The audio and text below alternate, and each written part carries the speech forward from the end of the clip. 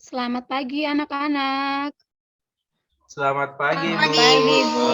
Pagi, Bu. Sehat? Pagi, Ibu. Alhamdulillah Sehat, Ibu. Sehat, Bu. Alhamdulillah. Ya, untuk mengecek kesehatan, kestabilan, dan kewarasan siswa-siswi sekalian, Ibu mau buat satu yel-yel. Jika Ibu bilang semangat pagi, itu siswa-siswi sekalian menjawab, pagi, pagi, pagi.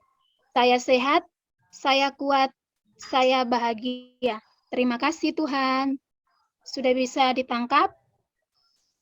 Bisa, Bu. Bisa, Bu. Oke, Ibu mulai ya. Semangat pagi. Pagi. Pagi. Sehat. Saya sehat, saya kuat, Sehat, saya bahagia. Terima kasih Tuhan. Ya. Semuanya sehat, semuanya bahagia, dan semuanya kuat. Sebelum kita memulai pelajaran, Ibu meminta ketua kelas untuk memimpin kita dalam doa. Rizky Aditya. Bu. Baik teman-teman, untuk memulai pembelajaran kita pada hari ini, mari kita berdoa menurut kepercayaan kita masing-masing. Berdoa mulai. Masuk. Enggak, kenapa? Berdoa selesai. Sudah, Bu. Terima kasih Rizky. Sebelum memulai pelajaran, Ibu mengecek kehadirannya dulu ya. Arya Puspitasari. Hadir, Bu. Amran.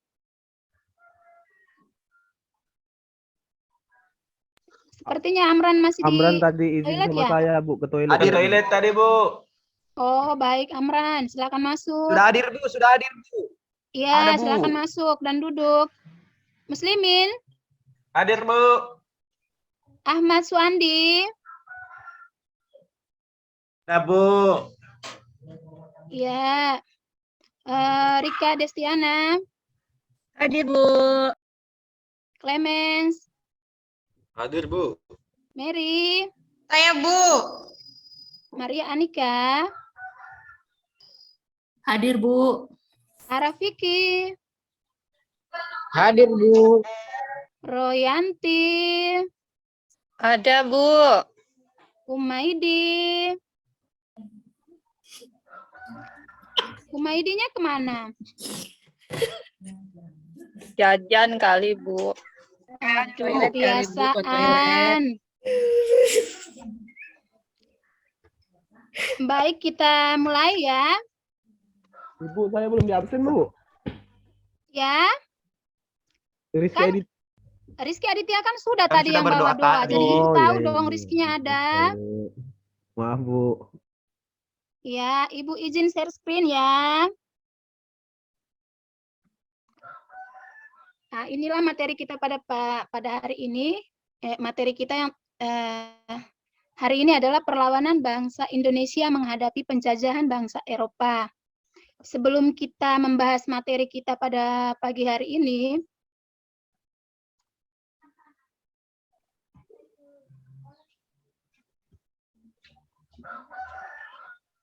sudah terlihat?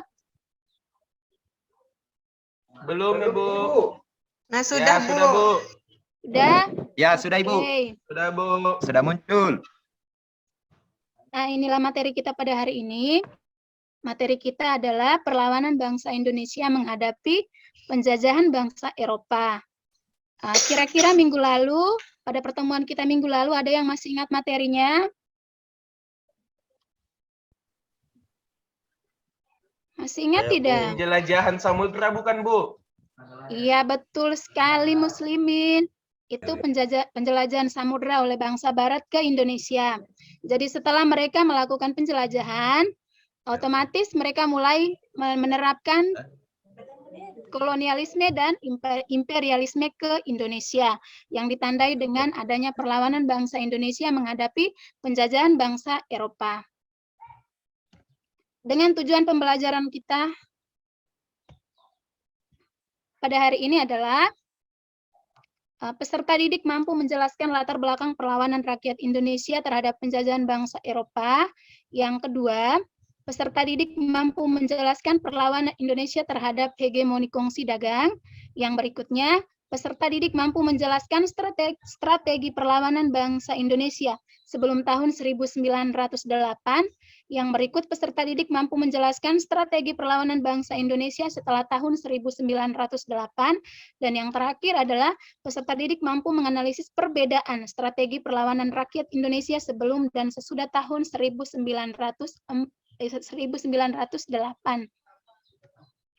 Dengan model pembelajaran kita pada hari ini adalah project based learning. Sebelum Ibu melanjutkan dengan pembahasan materi, Ibu mencoba untuk mengetes kemampuan berpikir anak-anak sekalian. Di sini ada pertanyaan, apa saja kebijakan Portugis, kebijakan VOC, dan kebijakan pemerintah Hindia Belanda yang memicu terjadi perlawanan? Kira-kira apa? Tanam paksa, Kira Bu. pikir?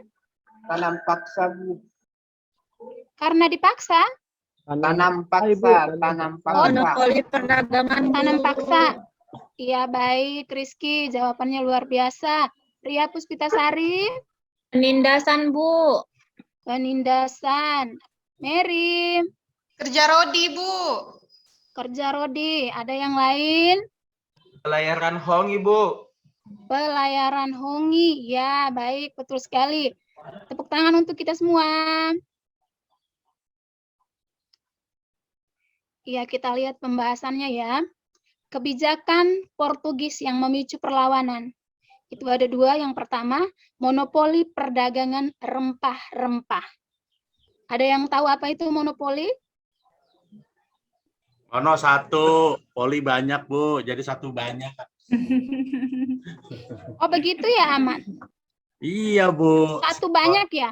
Monosok itu kan motor, kalau monosok berarti satu. Monopoli banyak, jadi satu banyak, Bu. Wah, luar biasa jawabannya Ahmad ini. Sudah bagus. Ada yang bisa melengkapi jawabannya Ahmad? Monopoli Jadi, perdagangan sama dengan monopoli yang permainan itu, Kak, Bu? Bukan, Sama. Muslimin. Sama, uangnya sama. Jadi pembayarannya sama. Satu Ya, pedagang baik, menguasai. dijelaskan. Iya, bukan sama-sama pakai uang, Bu. Oh, begitu ya, Muslimin. Muslimin Iya, ini Bu. kalau berbicara soal uang itu, Muslimin itu paling depan loh. Memang, Bu, dia Betul matri. tidak, Rizky? Betul, Bu, dia matri itu. Bu. Iya, memang betul. Ini cocok jadi Menteri Keuangan nanti ya. Setelah tamat kuliah dan bisa jadi Menteri Keuangan ini, Muslimin. Amin, Bu. Iya, Semoga, diaminkan. Bu. Baik, Ibu jelaskan dulu ya. Monopoli perdagangan rempah-rempah. Mereka melakukan monopoli berarti mereka menjadi penguasa satu-satunya. Sebagai penguasa atau pedagang rempah satu-satunya. Itu maksud dari monopoli perdagangan. Yang kedua, agama Katolik mulai menyebar di daerah yang diduduki Portugis. Seperti yang kita ketahui, Indonesia itu sebelum masuknya bangsa Eropa ke Indonesia, itu sudah dikuasai oleh agama Islam. Jadi otomatis hampir seluruh kepulauan Jawa dan seluruh Indonesia, hampir seluruh ya, tidak sepenuhnya. Karena Indonesia di bagian timur itu kan nanti dia lebih ke Kristennya. Jadi hampir seluruh Pulau Jawa itu sudah dikuasai, atau bukan dikuasai juga, tapi sudah menganut agama Islam. Jadi dengan kedatangan bangsa Portugis, otomatis pedagang Islam mulai merasa terdesak. Yang pertama karena pengaruh penyebaran agamanya, dan yang berikutnya lagi adalah karena penguasaan pelabuhan-pelabuhan terkenal di Pulau Sumatera, Sulawesi, dan Pulau Jawa, itu akan dikuasai oleh Portugis. Sehingga rakyat pribumi atau bangsa Indonesia sendiri itu merasa terdesak. Yang berikut kebijakan VOC dan pemerintah kolonial Belanda yang memicu perlawanan. Ya, jadi Belanda ini memang penjajah yang luar biasa. Seperti yang sudah kita bahas sebelumnya, mereka menjajah Indonesia cukup lama. dengan kebijakan yang mereka terapkan sehingga memicu perlawanan dari rakyat Indonesia itu sendiri. Itu yang pertama itu adalah seperti yang Portugis tadi, monopoli perdagangan rempah-rempah. Itu yang pertama.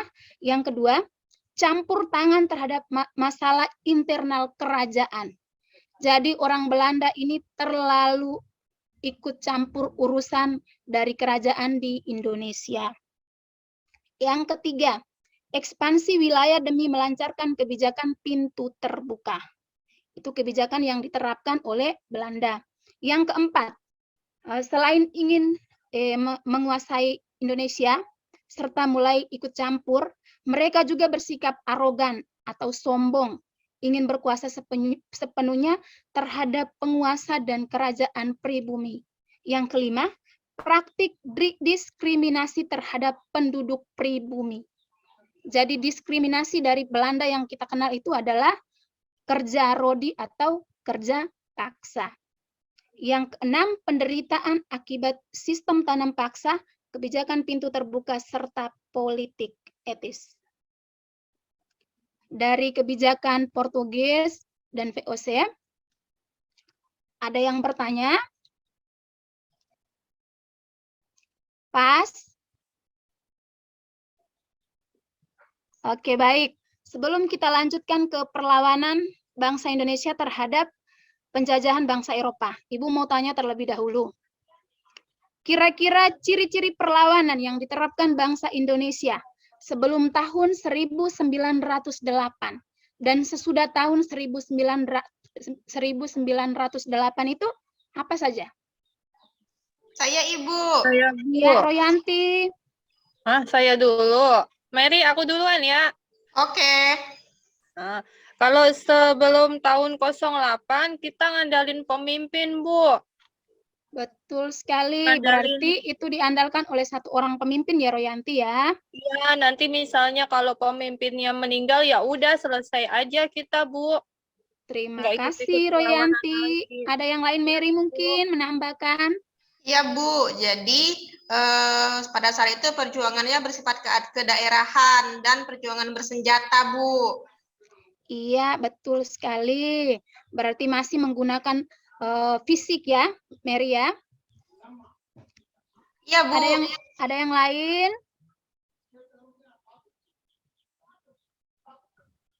Rizky tidak mau Bu. menambahkan? Saya Bu nambahkan Bu.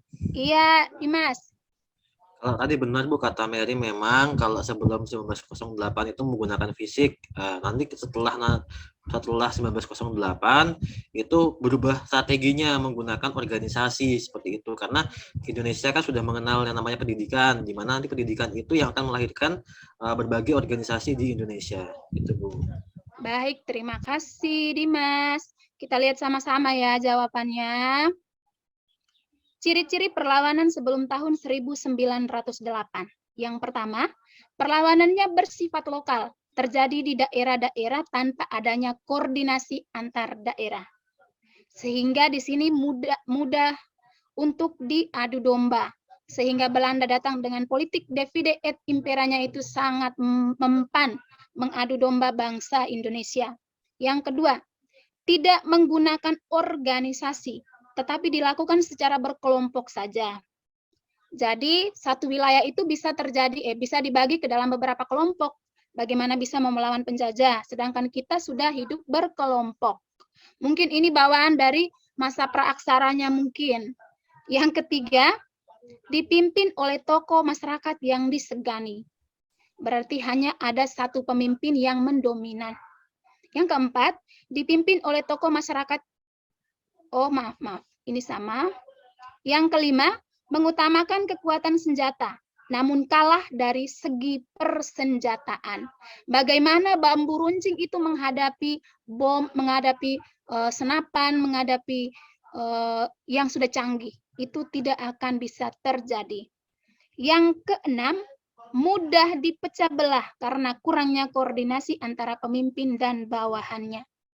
Berarti politik divide et impera itu sangat manjur untuk perlawanan tahun 1908. Yang berikut, ciri perjuangan setelah tahun 1908. dipimpin dan digerakkan oleh kaum terpelajar. Berarti bangsa Indonesia itu sudah mulai maju. Mereka sudah mulai diizinkan untuk mengenyam pendidikan. Sehingga mereka sudah mulai mempelajari taktik atau strategi untuk menjatuhkan lawan tanpa berperang.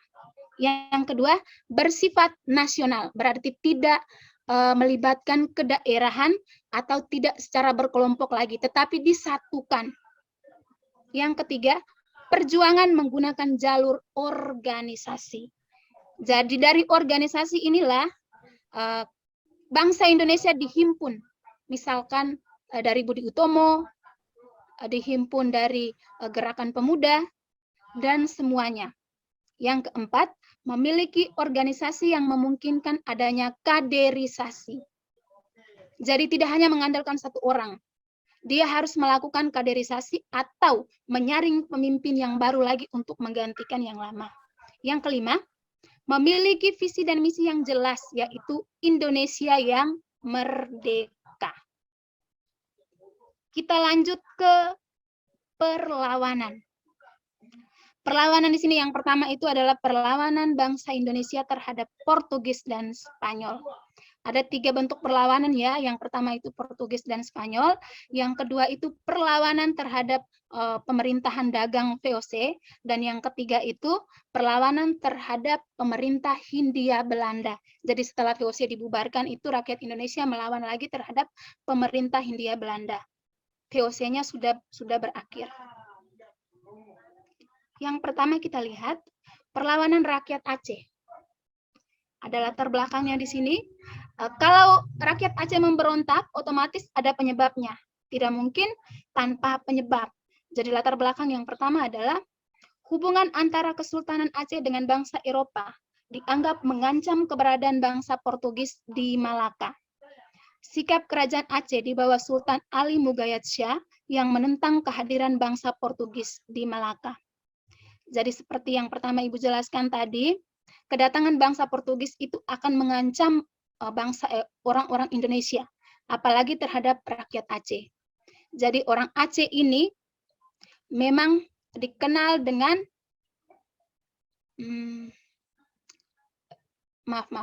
orang Aceh ini terkenal dengan memiliki agama Islam yang luar biasa. Betul atau tidak? Betul, Bu. Iya, Betul, dijuluki Bu. dengan Serambi Mekah, betul? Betul, Bu. Iya. Sering dengar itu, Bu. Betul, Ibu, betul. Iya, luar biasa. Sehingga kedatangan bangsa Portugis itu bangsa Indonesia, orang-orang Indonesia terkhusus di Aceh, mereka merasa bahwa mereka terancam. Karena yang pertama, otomatis mereka menguasai seluruh pelabuhan, seluruh perairan, dan seluruh wilayah Aceh. Itu yang pertama. Dan yang berikutnya lagi, otomatis mereka akan menyebarkan agama. Di mana akan menghancurkan atau mempengaruhi masyarakat untuk menganut agama Kristen Katolik. Jadi dari perlawanan rakyat Aceh yang terkenal itu di sini Ibu tuliskan Sultan Iskandar Muda. Itu dia yang menyerang bangsa Portugis di Malaka, tetapi mengalami kegagalan. Dan akhirnya Malaka itu jatuh ke tangan VOC tahun 1604. Gagal untuk mengusir Portugis. Yang berhasil mengusir Portugis itu adalah VOC. Nanti kita masuk ke bagian yang keduanya. Yang ketiga, perlawanan rakyat Ternate. Jadi rakyat Ternate ini merupakan pusat dari tujuan kedatangan bangsa Eropa ke Indonesia. Otomatis yang menjadi komoditas utama bangsa daerah Ternate itu adalah rempah-rempahnya. Di sini bangsa Portugis mulai masuk dan mulai mengadu domba itu rakyat Ternate, di mana ada Kesultanan Ternate dan Tidore. Jadi mereka masuk itu dengan melatar belakangi monopoli perdagangan oleh bangsa Portugis. Yang berikutnya lagi, bangsa Portugis melakukan campur tangan terhadap urusan kerajaan Ternate dan Tidore. Yang ketiganya lagi, penyebaran agama Katolik di tengah masyarakat Maluku yang beragama Islam. Itu sangat mengusik. Jadi tokoh perlawanan Maluku itu adalah Sultan Khairun, anaknya Sultan Babula dari kerajaan Ternate, dan Sultan Babula melanjutkan perlawanan Sultan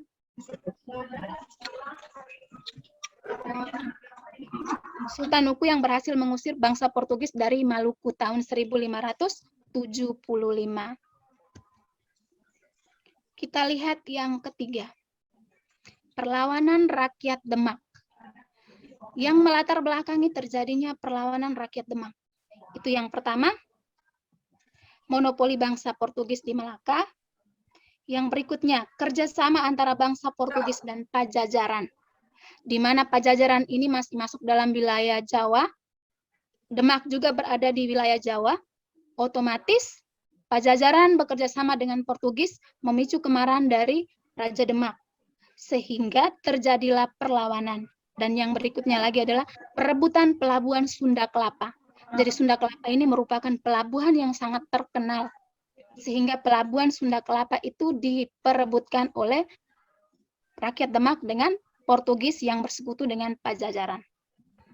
Dari perlawanan rakyat Demak ini yang terkenal dari pemimpinnya itu adalah Pati Unus, yang disebut dengan julukan Pangeran Sabrang Lor. Ada yang tahu kenapa Pati Unus disebut Pangeran Sabrang Lor?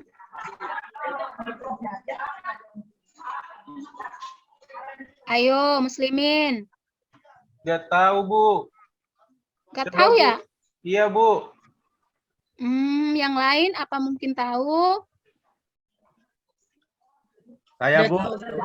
Saya, Bu. Iya, Ahmad Suandi, silakan. Dia ditugaskan menyebarkan Islam ke utara. Utara itu Lor, Bu. Iya, Apa disebut ada yang juga? lain? Nyebrang Lor. Ada yang lain?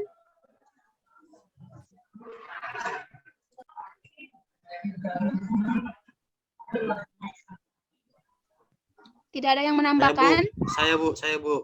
Iya, Clemens. Betul juga, selain kata Obi, selain dia juga menyebarkan agama ke Lor, kan kalau Lor itu kan utara ya.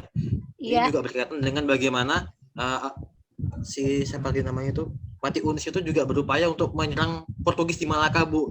Kan namanya Malaka kan di bagian atas ya, bagian utara ya. Makanya dikenal sebagai namanya Sabrang Lor, berarti menyeberang ke utara, Bu. Melawan Portugis. Iya, Gitu, luar Bu. biasa. Jawabannya Clemens itu menjawab menyambung dari Ahmad Suandi ya. Jadi Pangeran Sabrang Lor, Pati Unus disebut sebagai Pangeran Sabrang Lor karena Pati Unus ini berada di Pulau Jawa. Dia menyeberangi Pulau Jawa menuju Malaka. Itu berada di Pulau Sumatera, sehingga dikenal sebagai Pangeran Sabrang Lor. Dia berani untuk menyeberangi lautan menuju ke utara, sehingga dikenal sebagai Pangeran Sabrang Lor. Jadi, Pati Unus melakukan penyerangan terhadap Portugis di Malaka tahun 1512 dan 1513, tapi gagal. Gagal di sini karena apa? Yang pertama adalah persenjataan yang kurang. Otomatis armada lautnya juga masih kurang, dengan tentaranya juga masih kurang, sehingga untuk strategi untuk persediaan alat peperangan itu Portugis masih menguasai. Dan akhirnya dilanjutkan lagi pada tanggal 22 Juni 1527, Fatahillah menggantikan pemimpin dari Demak. Itu dia berhasil mengusir Portugis dari Sunda Kelapa. Itu pelabuhan yang mereka perebutkan tadi. Dia berhasil mengusir Portugis dari Sunda Kelapa dan menggantikan nama Sunda Kelapa menjadi Jayakarta. Kenapa disebut sebagai Jayakarta? Itu ada artinya. Artinya adalah kota kemenangan.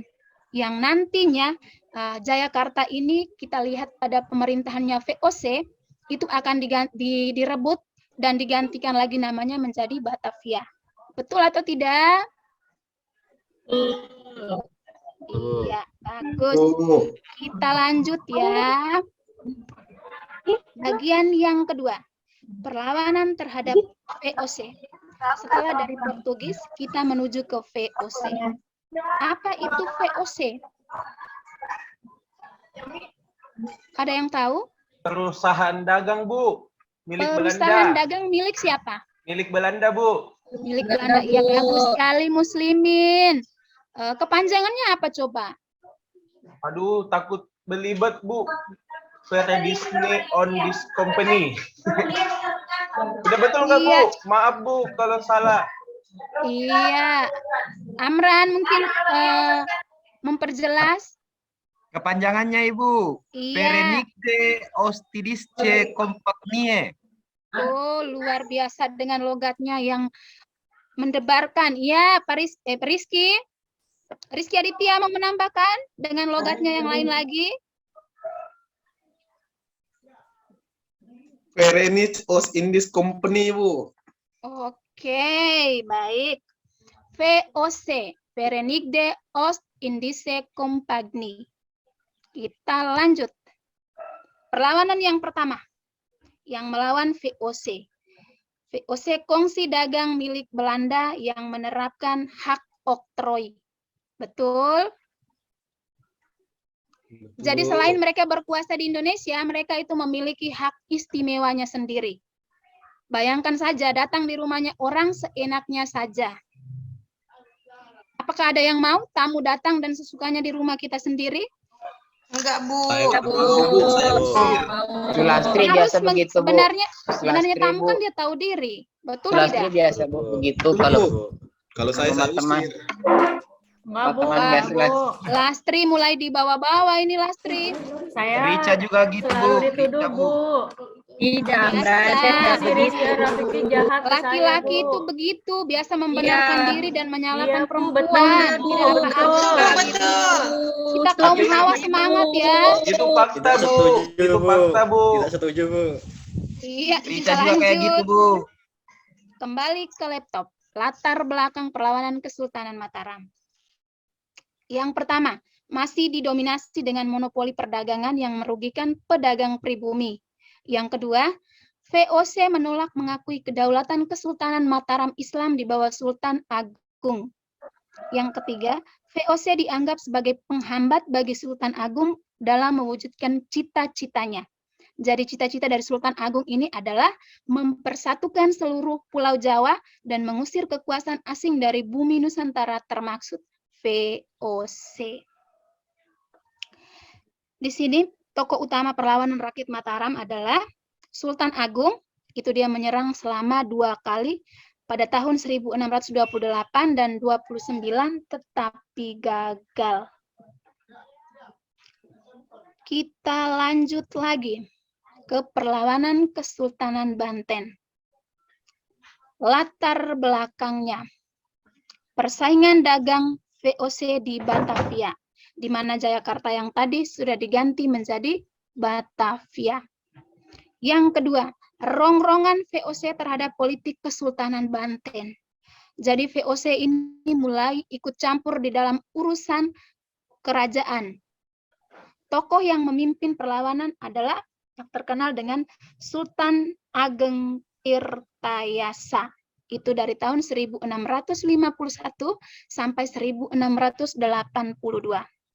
Perlawanan Sultan Ageng mengalami kegagalan setelah putranya Sultan Haji, itu dikenal dengan namanya Abdul Nazar Abdul Kahar, lebih memilih bekerja sama dengan VOC. Jadi Sultan Haji ini adalah orang Indonesia, anaknya Sultan Ageng, namun dia memilih untuk bekerja sama dengan VOC. Jadi bukan dia mendukung bapaknya untuk mempertahankan wilayahnya Banten, malah dia bersekongkol dan bekerja sama dengan VOC. Jadi nanti di situ pada saat pemerintahan Sultan Haji itu dikuasai oleh VOC, hingga dilanjutkan ke perlawanan rakyat Banten itu dipimpin oleh Kyai Tapa dan Ratu Bagus. Iya, mari kita lihat perlawanan rakyat Makassar. Ada fotonya di sini. Ini fotonya siapa? Sultan Hasanuddin, Bu. Sultan Hasanuddin, Bu. Ini nenek Luar saya ini, biasa. Bu. Iya, Sultan Hasanuddin dikenal dengan julukan ayam jantan dari timur. Betul? Betul, Ibu. Kenapa dia dijuluki sebagai ayam jantan dari timur? Saya, Ibu. Silakan Muslimin.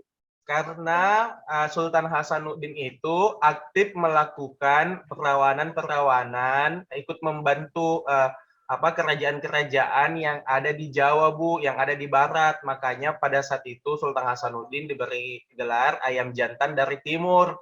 Timur itu merujuk kepada daerah Sulawesi Selatan, Bu, yang kebetulan kalau dari Jawa posisinya berada di timur. Gitu, Ibu. Iya, luar biasa jawabannya Muslimin. Ada yang mau menambahkan?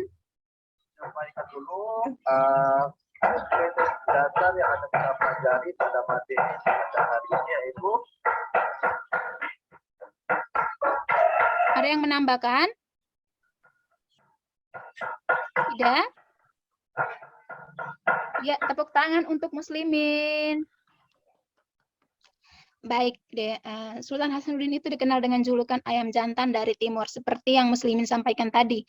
Jadi Sultan Hasanuddin ini adalah seorang tokoh yang dengan gagah beraninya, dengan keberaniannya melawan penjajahan Belanda, bahkan sampai ke barat seperti yang Muslimin sampaikan tadi. Jadi dari perlawanan rakyat Makassar ini di bawah kepemimpinan Sultan Hasanuddin, itu nanti akan muncul suatu perjanjian yang kita kenal dengan perjanjian Bongaya. Jadi Sultan Hasanuddin ini dia akan melawan Sultan siapa? Dia melawan penjajah, Bu. Iya, tetapi ada pemimpin lokal juga yang nantinya akan melawan Sultan Hasanuddin, padahal mereka sama-sama. Namanya Arumpalaka, Bu.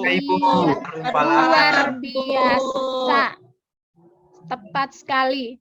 Jadi Arumpalaka ya, padahal mereka sama-sama orang Sulawesi, namun mudah untuk diadu domba atau dipecah belah oleh VOC. Jadi VOC mengambil kesempatan untuk bekerja sama dengan Arumpalaka menghancurkan Sultan Hasanuddin. Di mana nanti adanya suatu perjanjian, yaitu perjanjian Bongaya, yang ditandatangani pada 18 November 1667. Ada 5 isinya. Kesultanan Gowatalo mengakui monopoli perdagangan VOC.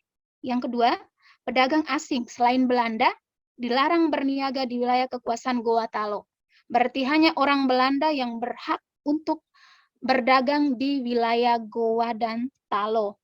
Yang ketiga, Kesultanan Gowatalo harus membayar ganti rugi perang. Jadi perang yang sudah diadakan atau dilakukan itu sepenuhnya diganti oleh Gowa dan Talo. Jadi mereka membayar semua kerugian. Yang keempat, VOC diperbolehkan mendirikan benteng pertahanan, yang itu yang sekarang kita kenal dengan Benteng Rotterdam. Dan yang terakhir, Kesultanan Gowatalo harus mengakui kedaulatan kerajaan Bone, yaitu Arumpalaka. Ada pertanyaan? Ada yang mau bertanya?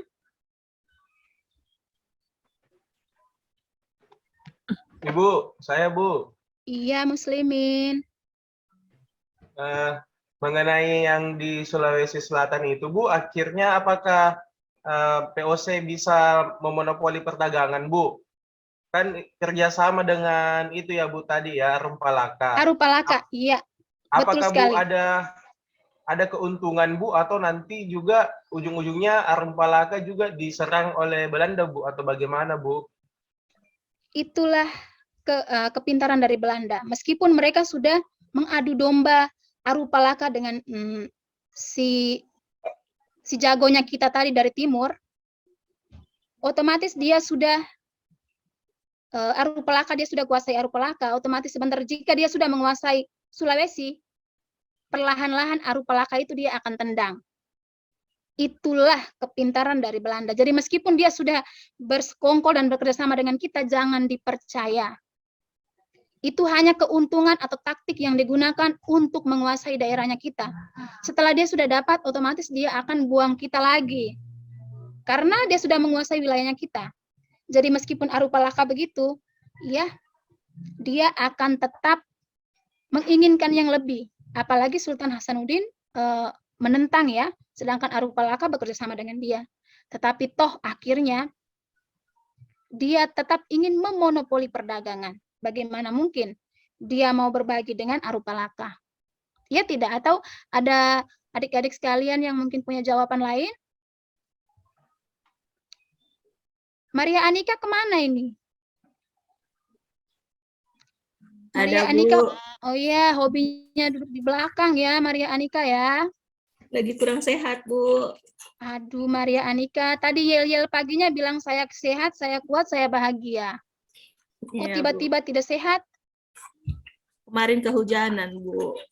Aduh, suka main hujan-hujanan ya? Iya, Bu. Masa kecil kurang bahagia saya, Bu. Waduh. Ada yang lain mungkin mau menambahkan jawaban pertanyaannya Muslimin?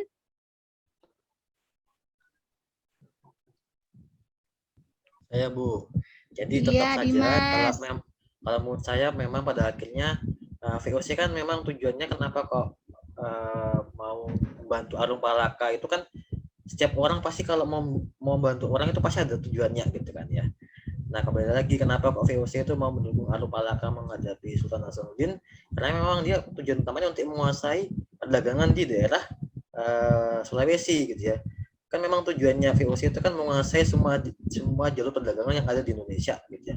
VOC menganggap bahwa Sultan Hasanuddin dianggap sebagai penghalangnya dia untuk menguasai jalur perdagangan di daerah timur. Maka untuk menyingkirkan penghalang itu mau nggak mau tadi Belanda atau VOC itu bekerja sama dengan Arupalaka, dan memang Arupalaka dan Sultan Hasanuddin itu memang sedang bisa teruk gitu ya, bersaing satu sama lain seperti itu sih. Itu kalau menurut saya Ibu. Mungkin teman-teman lain bisa menambahkan. Terima kasih Klemes, jawaban yang luar biasa. Ada yang mau menambahkan? Ibu.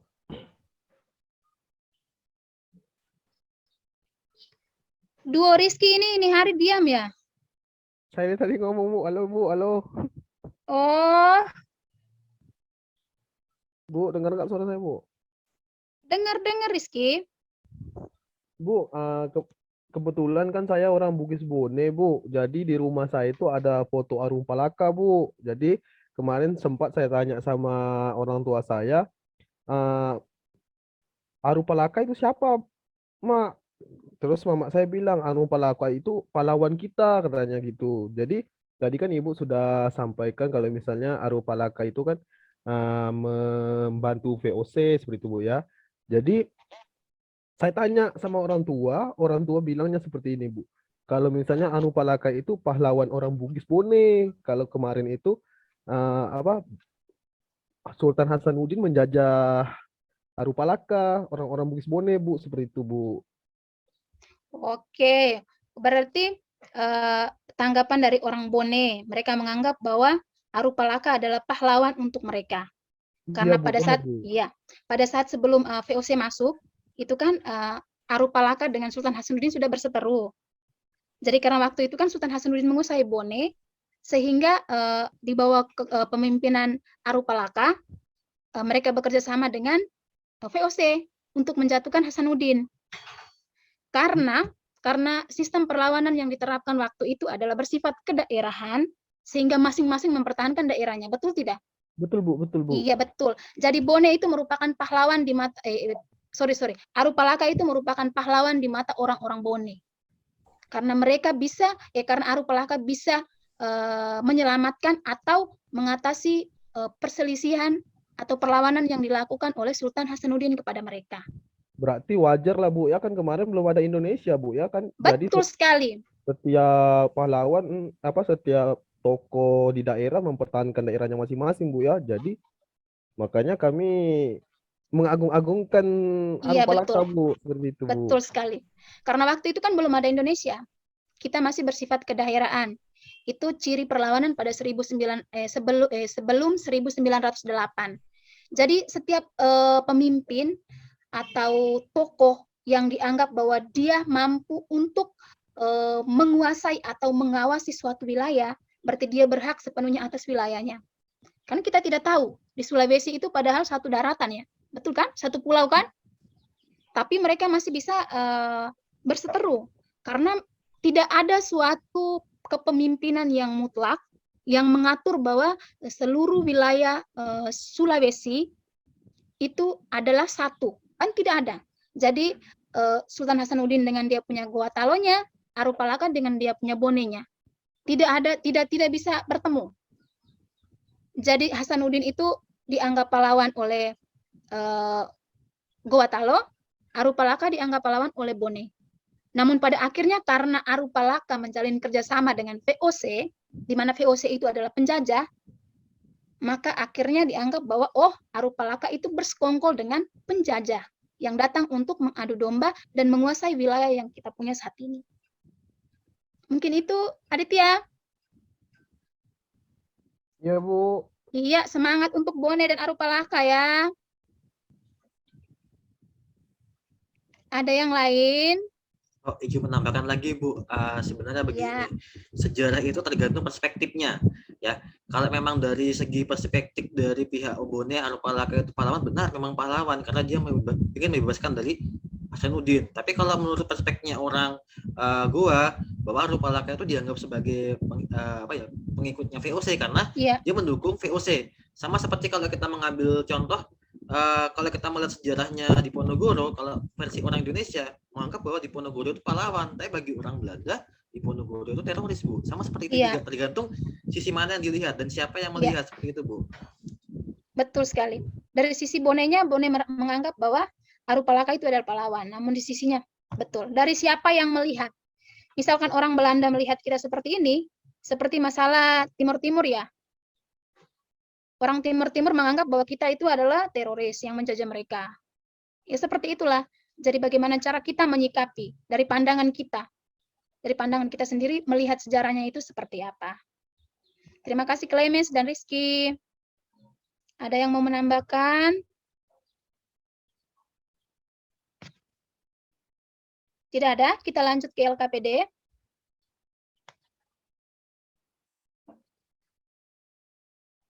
Iya.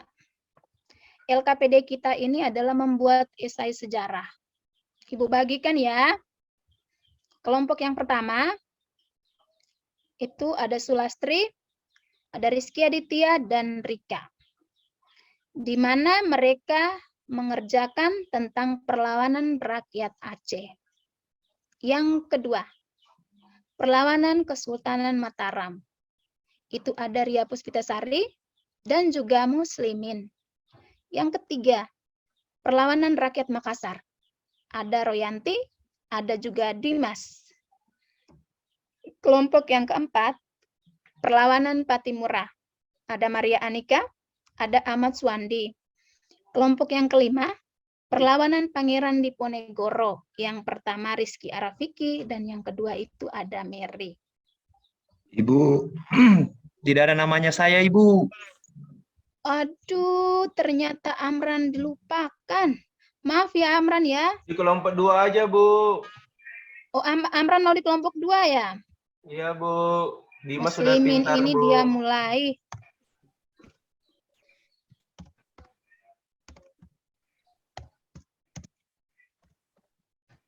Oke. Saya dilupakan, Bu. Aduh, Ibu terlalu bersemangat menjelaskan materi yang panjang kali lebar sama dengan tinggi itu. Jadi, ya begitulah. Ya sudah pas, tidak ada yang ketinggalan lagi, yang terlupakan lagi. Tidak ada. Iya, bagus. Kita lanjut. Petunjuknya. Karena di sini kita menggunakan model problem, jadi Ibu meminta gambarlah peta daerah asal tokoh-tokoh pahlawan nasional yang memimpin perlawanan terhadap bangsa Eropa di kertas Manila. Ibu sudah siapkan gambar tokohnya di sini. Dan tempelkan gambar tokoh pahlawan nasional yang tersedia di LKPD ini sesuai daerah asalnya.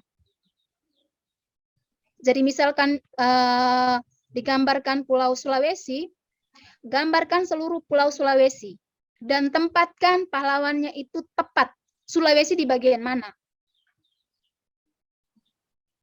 Jadi pahlawan yang ini dia Sulawesi. Ya, betul Sulawesi, tapi asalnya dari daerah mana? Bukan satu Sulawesi. Kan seperti yang tadi, ada Bone, ada Goa Talonya. Jadi tidak selamanya bahwa Aru Palaka itu dia berada di Goa Talo. Begitu kan? Bisa paham? Paham, Bu. Oke. Jadi gambarkan Ibu tidak menyuruh untuk menggambarkan satu kepulauan Indonesia ya, tapi khusus wilayah atau kepulauan yang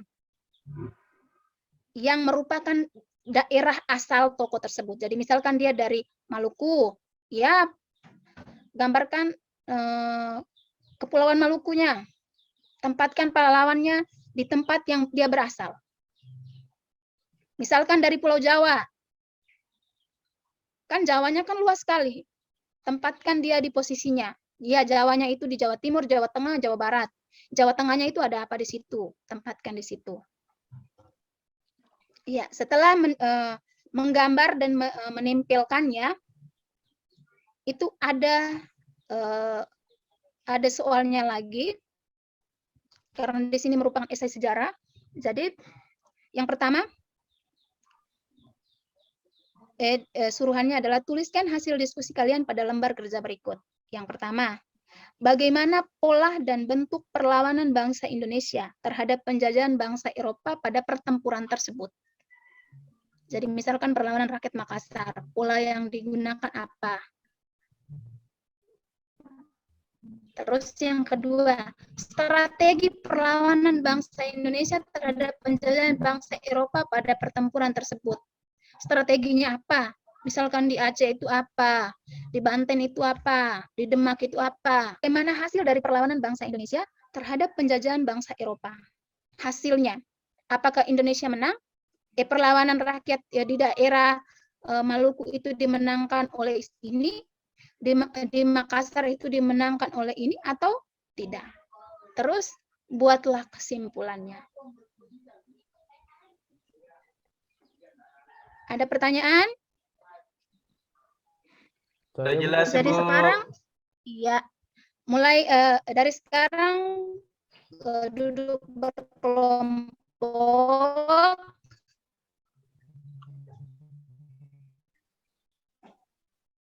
Carilah referensi di modul yang Ibu. Jadi sementara kerjakan yang petanya, untuk gambar petanya, setelah pulang dari sekolah baru dikerjakan. Nanti Ibu akan memantau proses pekerjaannya. Jadi hari ini Ibu jelaskan secara singkat, nanti pola perlawanan, strategi, hasil perlawanan dituangkan di dalam LKPD. Jadi ada gambar petanya, peta daerah asalnya, tapi ada juga penjelasannya. Ayo berkumpul sudah? Sudah, Bu. Sudah, oke. Amran. Berkumpul, Ibu. Iya, luar biasa. Ada kesulitan?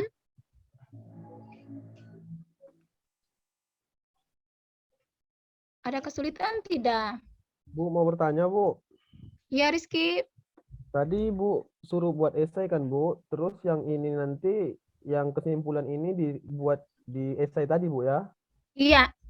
Nanti digambarkan petanya, baru dibuatkan esai yang ini, supaya peta dengan esainya itu bersamaan. Petanya berwarna atau tidak, Bu? Berwarna. Oke, Bu. Berwarna sesuai dengan yang ada di peta Indonesia. Terima kasih, Bu. Kalian kan hebat-hebat, tidak mungkin tidak bisa kerja. Ya, Bu. Ibu. Terima kasih, Bu. Iya, Amran. Jadi khusus pulaunya saja, Ibu. Misalkan Kerajaan Mataram. Jadi khusus Pulau Mataram saja, Ibu. Wilayah Mataram saja. Yang Ibu maksudkan begini, misalkan dia di Mataram. Mataram itu kan di Pulau Jawa. Ya, Bu. Gambarkan Pulau Jawa secara keseluruhan.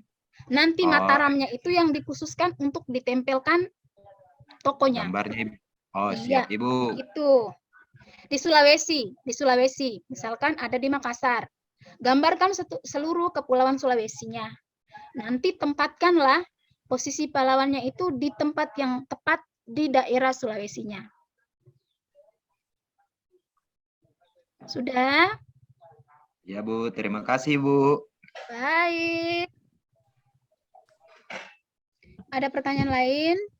Ibu tadi saya dapat tentang apa Bu ya? Tokohnya Bu ya. Saya tadi kurang begitu jelas Bu. Saya kelompok Dimas 3 ya ya? Bu ya. Itu tentang Iya, perlawanan berarti, rakyat Makassar. Oh, berarti yang gua tahu tadi Bu ya, Hasanuddin Bu ya. Iya, betul sekali. Ada yang belum mengetahui kelompoknya, silakan dilihat Ibu share lagi di bagian kelompoknya. Ibu. Iya. Ibu. Iya, Rizky. Ini dikumpulnya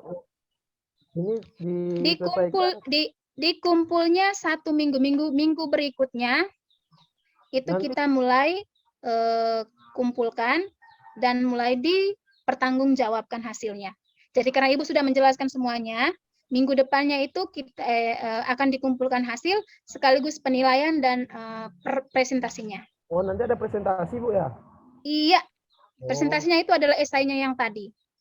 Sehingga kita semua bisa tahu strategi perlawanan apa, hasil dari perlawanan itu dimenangkan oleh siapa, supaya kita bisa mengetahui dari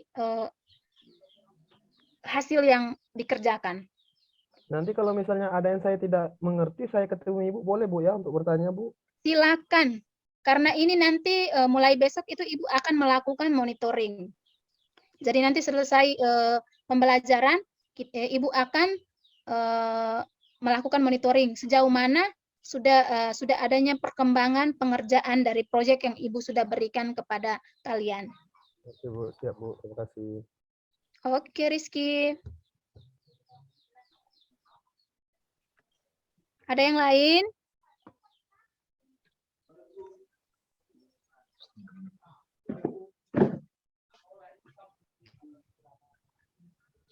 Sudah melakukan pengerjaan, Ibu sudah melihat dari penjelasan Ibu tadi, masih tetap duduk berkelompok ya. Karena waktu sudah menunjukkan hampir istirahat, jadi Ibu mau menarik kesimpulan dari penjelasan yang Ibu berikan tadi.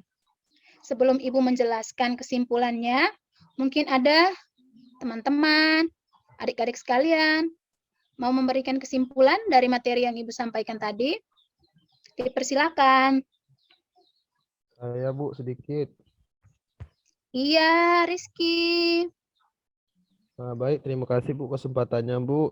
Jadi perbedaan perlawanan dari materi yang sudah Ibu sampaikan tadi, bahwasanya terdapat 2 perbedaan untuk perlawanan yang dilakukan oleh bangsa Indonesia, yaitu sebelum 1908 dan sesudah 1908. Kalau misalnya sebelum 1908, perlawanan yang dilakukan oleh bangsa Indonesia itu bersifat kedaerahan, kemudian setelah 1908 itu bersifat nasional.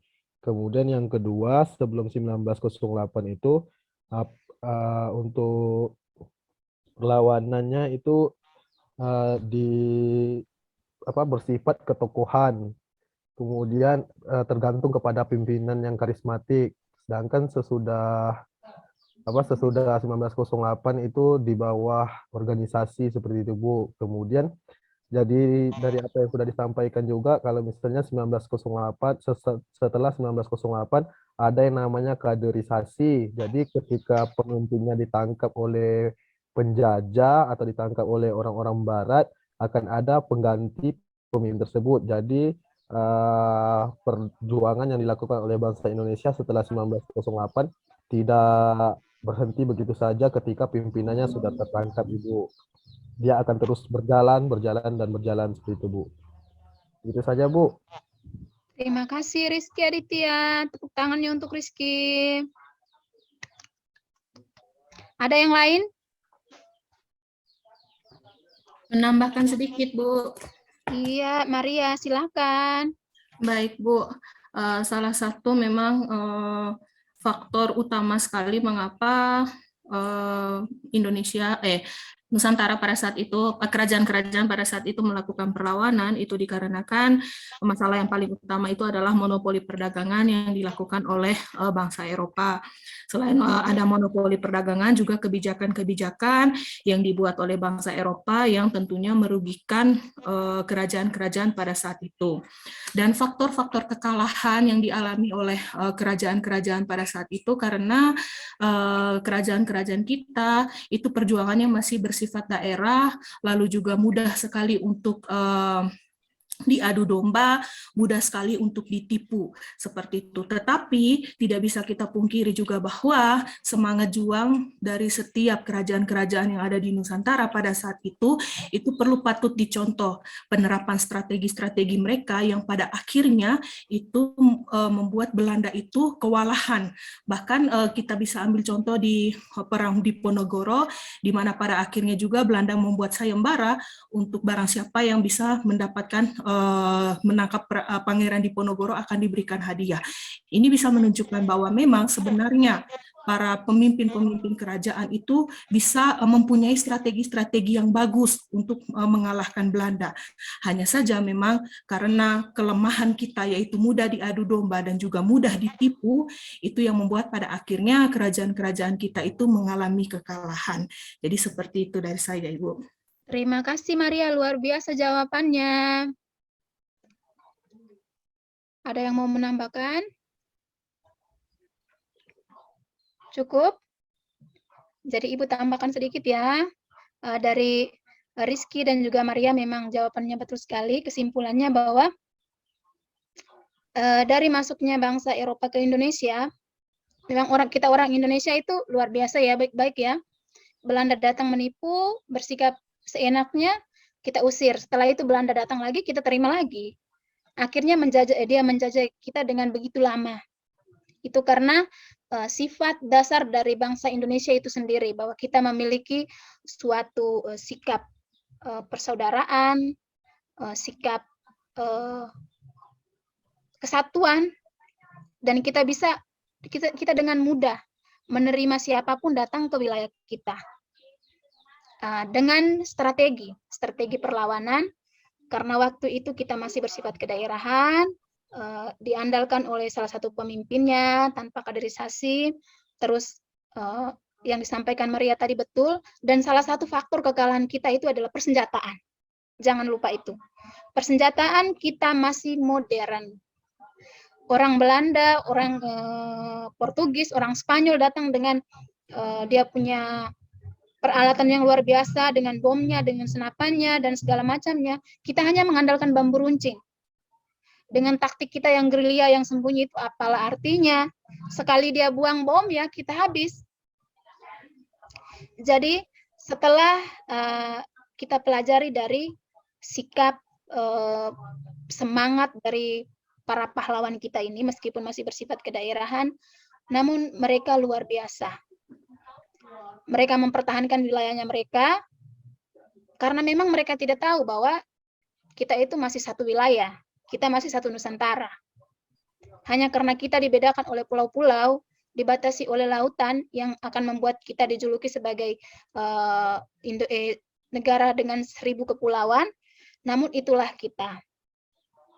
Mungkin hanya ini saja Ibu simpulkan, dan kita lanjutkan ke refleksinya.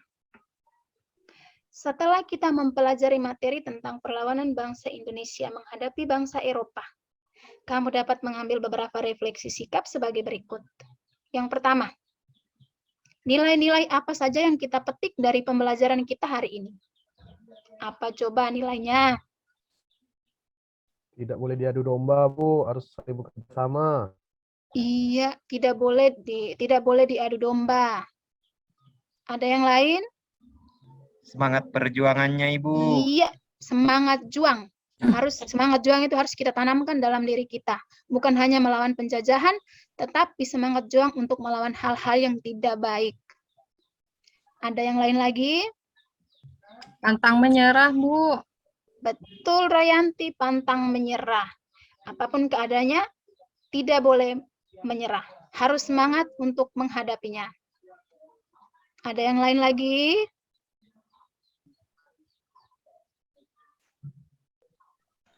harus berhati-hati sama orang baru, Bu. Jangan terlalu baik. Berhati-hati. Ya. Berhati-hati ini zaman sekarang itu memang perlu berhati-hati. Jangankan orang baru ya muslimin ya. Orang lama pun kadang bermuka dua loh muslimin. Jadi sifat hati-hati dan waspada itu perlu. Bukan kita mencurigai atau seuzon, tapi memang itulah sifat dasar manusia ya. Sifat dasar manusia itu begitu. Hari ini dia bilang kita segalanya, tahu-taunya besok kita bukan siapa-siapa loh. Ada yang lain? Pas. Ya, jadi nilai yang kita ambil itu adalah semangat juang, rasa cinta tanah air, tidak boleh dipecah belah, bersatu padu untuk tetap menjaga NKRI. Jadi NKRI itu harga mati. Oke, yang kedua. Sebagai generasi milenial, generasi yang sekarang ini ya, apakah masih ada semangat yang membara seperti para pahlawan kita di zaman penjajahan dahulu? Masih ada tidak? Masih, Bu. Masih? Masih, Bu. Semoga masih ya. Kan zaman sekarang itu adalah zaman yang copy paste ya. Ibu takutnya semangat juang para pahlawan itu hilang di telan bumi. Karena kita sekarang itu instan. Maunya yang instan-instan saja. Tidak mau berjuang, tidak mau bertarung. Justru sebagai generasi milenial ini, kita harus memiliki semangat itu lebih tinggi daripada para pahlawan kita yang terdahulu. Betul atau tidak? Betul. Iya, betul. Oke, setelah melakukan refleksi, pembelajaran kita hari ini berakhir. Sampai jumpa di pertemuan berikutnya. Dan sebelum kita mengakhiri pelajaran kita sebagai makhluk bertuhan, kita memulai dengan doa, berarti kita mengakhiri juga dengan doa. Ibu minta salah satu memimpin kita dalam doa sebelum kita meninggalkan ruangan kelas kita hari ini.